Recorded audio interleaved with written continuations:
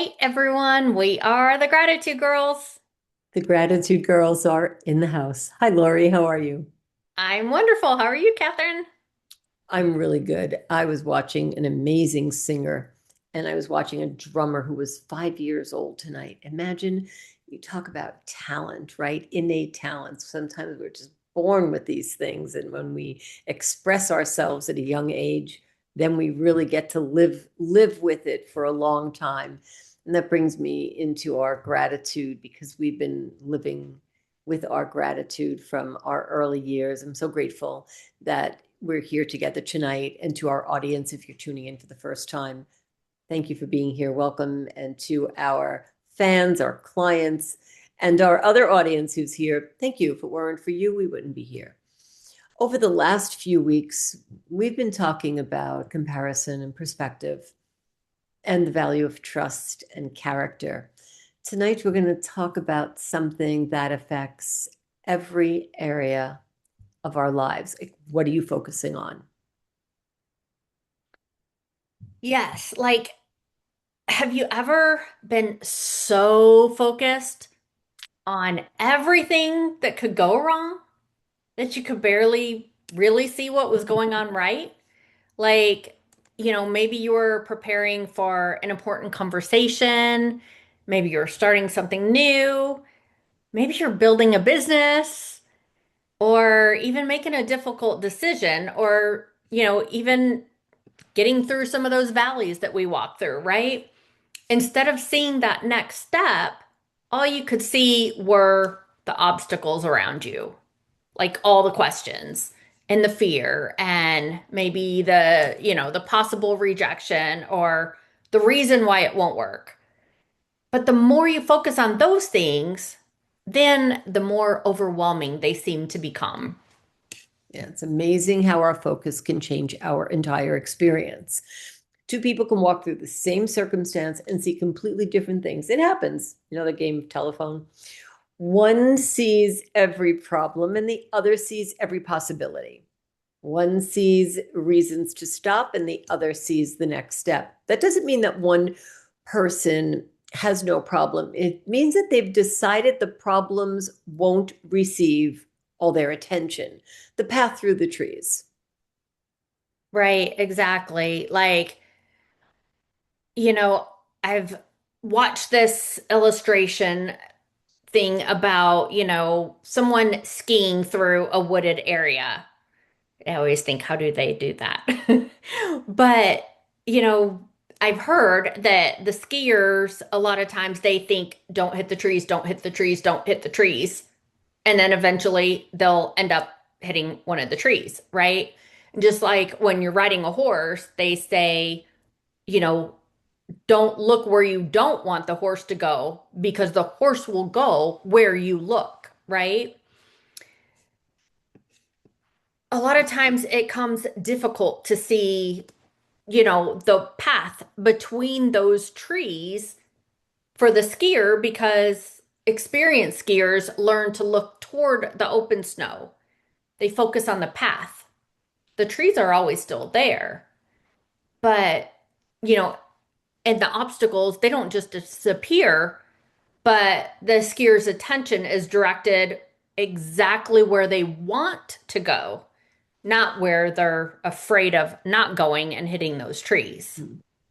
You that's such a powerful picture of life, Lori. We were with horses just yesterday. So to your point, yeah, the horses will read you and feel you. How often do we say, don't fail, don't make a mistake, don't embarrass yourself, don't lose the opportunity, don't let anything go wrong? How many times do we say, drive home safe? And without realizing it, our thoughts are becoming centered on failure, mistakes, embarrassment, loss, and fear. We're staring at the trees. Tell your mind where to go. Right, exactly. Like sometimes we just need to change the way we speak to ourselves, right? Have you ever done that? Kevin will tease me because I'll say, Lori Sue, because I'm like getting onto myself, right? Instead of saying, I don't want to fa fail, we could just say, I'm going to prepare and I'm going to give this my best, right? And like, instead of saying it some presentation that you're going to do, I don't want to be nervous. You can say, I'm going to breathe, I'm going to stay present, and I am going to speak with confidence. Instead of saying in your mind or worse out loud, I can't simply let one more thing go wrong. Instead, say, I have the wisdom and the strength for the next step because we're not going to pretend that challenges don't exist. We're simply giving our minds a better thought process. You've said this so often. I know what we are both thinking, so I'm going to have you read my mind. Yes, one of my favorite verses, favorite verses is Philippians 4:8. And that's because it's whatsoever things are true, whatsoever things are honest, whatsoever things are just, whatsoever things are pure, and whatsoever things are lovely, and whatsoever things are of good rapport. Think on these things. Don't think on the negative things. The verse doesn't tell us to deny reality. It tells us to be intentional about what we receive or what receives our attention. Gratitude redirects our focus. It's the driver. Right. And that's where gratitude becomes so powerful because gratitude helps redirect our attention. When the problem says, "Oh, nothing is working," gratitude says, let me notice what is working, right? When your fear says, you're all alone, gratitude says, who's God already placed around me? What protections do I already have? When you have disappointment that says, you've made no progress. Gratitude reminds you, let's remember how far I've already come. Gratitude doesn't ignore the trees, but it helps us locate the path. I love that, Laurie. Gratitude brings us back into the present moment. It's a reality check with a dose of love and a hug. So much anxiety comes from living too far ahead. We're trying to solve next month, next year, the entire future tonight. Most of the time, God isn't asking us to figure out the whole journey. He's asking us to take the next faithful step that we believe in. You don't need the whole map. Right, exactly. Like I always say, like, think of a toddler and they're climbing the stairs, right? They can't see all the way up there at the top. They can only see that next step because they're only this high, right? So think of yourself that way too. You don't have to see the whole top. You just need that next step. Sometimes we want to see the entire map, right? We want all the answers before we get begin. I get it. I'm an infomaniac. I want all the answers, right? But we want that proof that it's going to work, right? Because we don't want to fail. Like who wants to fail, right? We want to know that nobody's going to criticize us, that nothing will go wrong, that we'll never feel uncertain. But, it rarely works that way. Life rarely works that way, right? But just do what you're supposed to do and do it anyway, right? Even if there's that fear there. Because, think about a light, a lamp, right? The Bible says, the word is a lamp unto my feet and a light unto my path. But a lamp doesn't necessarily light the road 10 miles away, right? Like think about driving your car. It doesn't show up 10 miles away at night. It gives you just enough light for the passage right in front of you, right? And after you take that next step, then you'll get the light for the next mile in the car or the next step in your life, right? That's such an important reminder for anyone who feels overwhelmed tonight. You don't have to complete the entire journey today. You do not have to fix everything tonight, right now. You don't have to know every answer before you move. Ask yourself, what is the next right step? Maybe it's making one phone call. You know how sometimes you're just nervous to make that call, or sending one email to click that send button. Apologize to someone. Say, I'm sorry. How did that make you feel? I didn't mean to do that. I'll never do it again. Asking for help, resting, praying, beginning again. Focus is not denial. And we should also make an important distinction, like focusing on the path doesn't mean that you're ignoring genuine problems. Because if something needs attention, we need to address it, right? If if we need advice, we need to ask a coach that's knowledgeable in that area. That's what Kathryn and I do with so many of our clients. If we've made a mistake, we need to correct it. Like Kathryn just said, you need to say you're sorry, apologize, fix it. If a situation is unsafe, of course, we don't need to pretend that it's fine. Healthy focus is not denial, but it's choosing to not let that obstacle become the only thing that we can see. Exactly. We can acknowledge this is difficult and still say, but I'm not without hope. We can admit, I don't know what to do yet, and still believe God and my stars and my angels will guide me.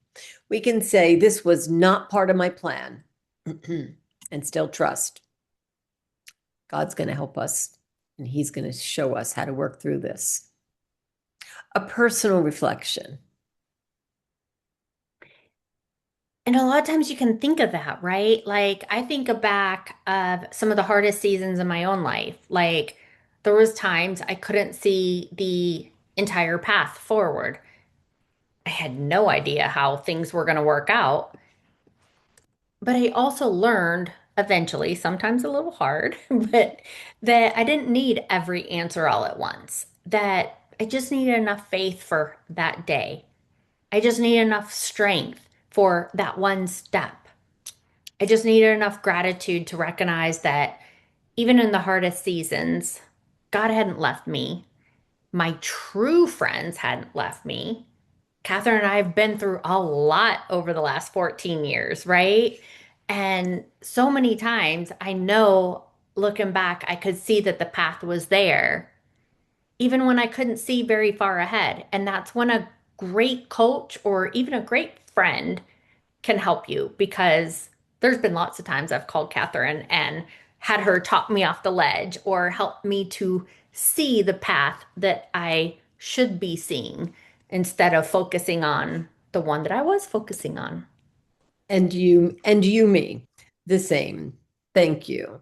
And I think that many people watching can relate to this tonight. Maybe they can't relate to what it's like to speak to you or I when they're at that moment, because when you speak to a strong person who cares about you, a coach, a friend, and someone who really understands navigating those situations, you will be calm, you will feel safe, and you will contain yourself. Sometimes we don't recognize the path until we look back.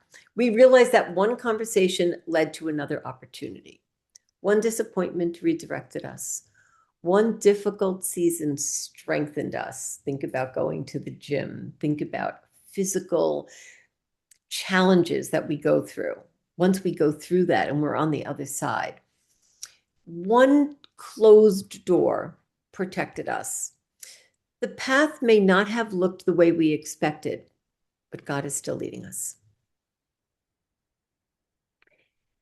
And think, Kathryn and I love little exercises and challenges, right? And so think about a practical focus reset, right? So when Kathryn has us breathe a lot of times, it's to reset our nervous system, right? So think of this as similar to that, but it's our focus reset. So when you feel overwhelmed, pause and ask yourself three questions. one, what am I focusing on right now? Am I focused on the problem, the fear, and everything that could go wrong? And what's true? Not what the fear predicts, not what someone else assumes, but what do I know actually to be true? And third, what is my next faithful step? Like, not all 20 steps, just what's the next one step? Kathryn and I give that to our clients a lot of times. We're like, here's your homework, do this next step. Check back with us when you're done. And let's take a breath before we go to the next part. Let's do exactly what you talked about. Let's take a breath in. Let's take a breath out. Talk about resetting and calming the nervous system. Just think for 3 seconds about that breath. To me, it's like taking a vacation. And then let's add gratitude.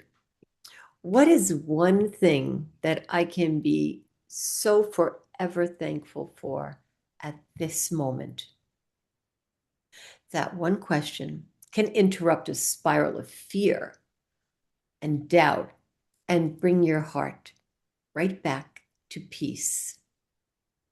Let's talk about our gratitude challenge. Yes. So we're going to talk about like this show. Find the path. Choose one area that you've been feeling overwhelmed. Write down the trees, the obstacles, the fears, the distractions, the concerns. And then next to each one, write my next faithful step in gratitude is, and complete that sentence with one clear, manageable action. And then list three things that you are grateful for in that situation, specific and in detail.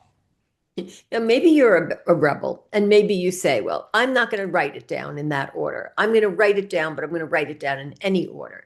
Maybe you're going to eat dessert first, but you're still going to have the steps.